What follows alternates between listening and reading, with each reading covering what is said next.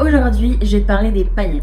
Je vais aller droit au but, mon objectif c'est de t'expliquer vraiment les bases. Et pour mieux illustrer mon propos, je vais simplement te montrer. D'abord, on a la nacre qui est souvent utilisée en point de lumière dans le maquillage et qui fait l'effet le plus naturel. Ensuite, on a la paillette fine qui va souvent être privilégiée pour des plans rapprochés parce qu'il est difficile de capter tous ces reflets avec un appareil. Ensuite, on a les paillettes avec un fond de couleur qui vont être le plus souvent utilisées parce qu'elles sont beaucoup plus faciles à capter.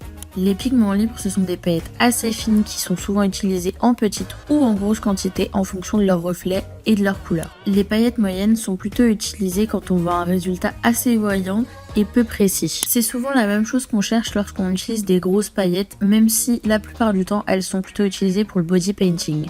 Maintenant parlons distance, parce que oui, c'est un des points les plus importants après la couleur de peau et la lumière lorsqu'on choisit ses paillettes. En fonction de ça, on ne va pas forcément choisir des grosses paillettes ou des petites ou des pigments, etc. Plus on est proche, plus on arrivera à capter les nuances et les reflets.